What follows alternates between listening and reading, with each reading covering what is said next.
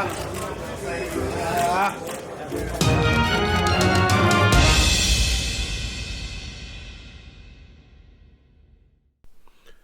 up, Fight World? It's your boy Ego, and I'm back with some more boxing. Make sure you smash the like button. Also, subscribe to the channel for the latest and greatest in boxing. Listen, y'all. I think Andy Ruiz hit Anthony Joshua and team with a very sinister move. I like to call it the annexation of Puerto Rico, aka the 52 fake out. We're going to talk about it. Make sure you smash the like button. Also, if you would like, sign up for ESPN Plus. They have some upcoming fights, UFC, different things like that. We working. Now, the weigh-in's going to happen by the time this comes, the weigh-in, because it's in Saudi Arabia, the weigh-in is going to be before the weigh-in, but the weigh-in should be coming on a little bit after this. And I've really talked about this, but I wanted to make a dedicated video. And let's cut to the chase. I think Andy Ruiz hit Anthony Joshua and team with the 52 fake out. What I mean is there was a picture that surfaced on the internet with Andy Ruiz pictured, after presumably a sparring session, no date, no time, no time, timestamps, anything like that. And in that picture, it was just Ruiz without a shirt and Michael Hunter. The picture leaked. Everybody on the internet started talking about it. You almost had Andy Ruiz, who was looking like a cruiserweight, and people were like, man, he looks skinny. He looks skinny, to the point where other media, I included, made a video about it saying, man, Andy Ruiz looks like he's in super camp mode, right?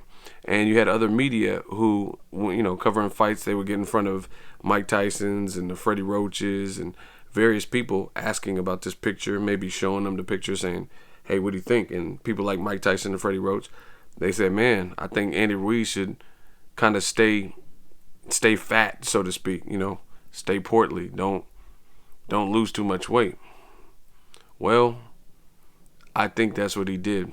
And I think he hit Anthony Joshua's team with the 52 fake out. Boxing is 90% mental, maybe even 95% mental. And I've talked about this theory before, but I wanted to put my thoughts on a video. I think Andy Ruiz is going to actually be closer in line to what we're used to seeing him at, like his weight in his last fight, presumably. He's going to be closer to that than Joshua has been in his recent fights. That's my theory. That's what I believe.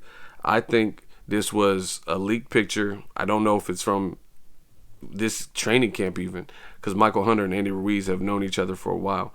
And I believe that this was put out to kind of, make a statement. And whether they did it intentionally or not, I think Andy Ruiz, by putting out this picture, I think it caused Joshua and team to panic a little bit and bite into it. And they fell for the mousetrap, kind of take the bait to the point where, the loss is already killing Anthony Joshua. He lost all of his titles. He's not gonna tell you this. He's a fighter. You gotta have a poker face, whatever.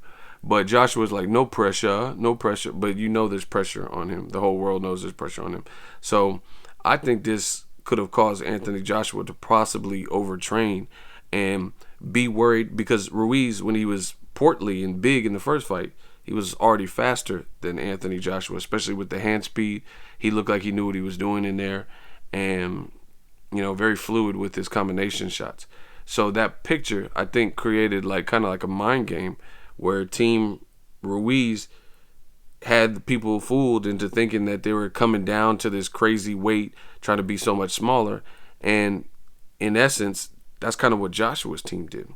Joshua's team, they look lighter than, Joshua looks lighter than he's looked for several fights. And I think that's more of a disadvantage to Joshua, especially with no tune-up. You're going to battle with the guy that beat you, the guy who's full of confidence, and he's beaming right now. And you're going in and you're going to be at even more of a weight disadvantage. And I don't know what that really suggests for Joshua if he were to get, hit with a hard shot. Because I think when he gets hit with a hard shot, that's going to obviously bring up the memories and the PTSD from the first fight. And plus, Ruiz is, in essence, staying truer to what he weighed in the first fight. Meanwhile, he's trying out a whole new body. He still looks in shape and he looks extremely lean, but the whole world can see he lost muscle mass. So I don't like that. I think he's more at a disadvantage here because I don't think ultimately the problem was purely the the thing is, I think Joshua's team is kind of in denial. They think they lost because of one temple shot or, oh, I just got too careless. That's already out the window. That's already done. He's a champion. He has the belts. You got to make that up. So you have to now deal with champion mindset Ruiz, and now you're going to be at a weight disadvantage. So I think it's much deeper than trying to fix your cardio. There's other errors that I feel like Joshua was making, things that he's going to, usually it takes time. So I really think Joshua should have took a tune-up, to be honest, because he can test out these new weights, but they wanted this rematch, and the rematch clause wasn't going to last forever, so they would basically have to give up their belts. Now they're putting their fighter, in an extremely difficult situation from my view, because if Andy Ruiz, we're going to find out shortly, if he steps on that scale and he's close to what he weighed the first time, but meanwhile Joshua came crashing down, I don't think that's going to make him a better combination puncher and more expert on combination punching and hand speed and just letting them fly. It's only been one camp. That would, if anything, take time. So what they've done is try to muscle down instead of muscling up, because Joshua's team has been bulky. So you're going to be at even more of a weight disadvantage, which opens a floodgate to potential problems. You could actually, if it's done wrong, depending on how quickly and what methods you use to lose the weight, Joshua could potentially fatigue sooner just because he cut so much muscle mass in about a 4-month space.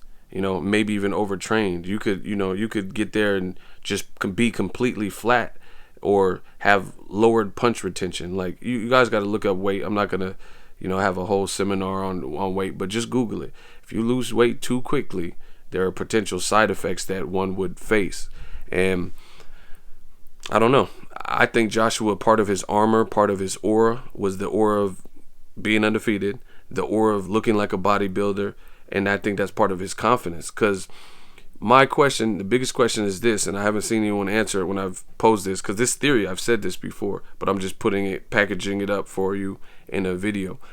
The thing is, if Joshua is optimized at this current weight, looking leaner and looking a lot smaller, if that's his perfect weight, then why does he look like He-Man and G.I. Joe and these types of things in past fights? So clearly they don't know what beats Andy Ruiz, and they're just like, hey man, okay, he was getting tired. You could feel that you were getting tired.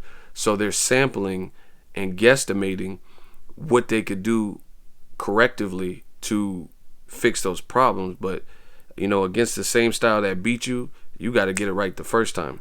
Very, very interesting fight. And I've been looking at it in multiple different ways. I'm still picking Andy Ruiz. I think Andy Ruiz sent Joshua into his team into panic mode, thinking the already fast Ruiz was coming down in weight and he was going to be real speedy. But in all actuality, he's kind of keeping it consistent. We're going to find out real soon at this weigh-in if my theory is right. And it's the number on the scale when it's red for both fighters is going to tell me. If Ruiz, his last fight, weighed 268, if Joshua's 230 or 220s, something that low 240s, anything like that, which he looks to be lighter than past fights, then my theory is right in terms of Joshua went the opposite way. Meanwhile, the world thought Ruiz was going the opposite way, and he actually just stayed true kind of to the formula that worked in the first fight. The only difference is he's had a full camp, and Andy Ruiz has probably lost fat in exchange for muscle, yet the weight is going to be still, relatively comparable, because you could still have a pound of muscle or a pound of fat. So he could still just be eating clean and eating better, and Ruiz just being in overall better conditioning and shape and still weigh relatively the same thing, but he's just in better shape weighing that. Versus the first fight, late terms, quick turnaround. So, you know, he might have been off the couch and eating. So that's all the weight he can lose in that 5-week short space of time. Going to be very interesting, but I think Joshua's team kind of went too far in the extreme without practicing. Sparring, got bigger gloves, headgear, and stuff like that with this newfound weight. So I can't wait to watch this weigh-in. Let me know what you guys think. Drop your thoughts in the comment section. We definitely working. If you love what I'm doing, smash the like button. You know, very important fight. That's why you see so much content and videos about it. We working.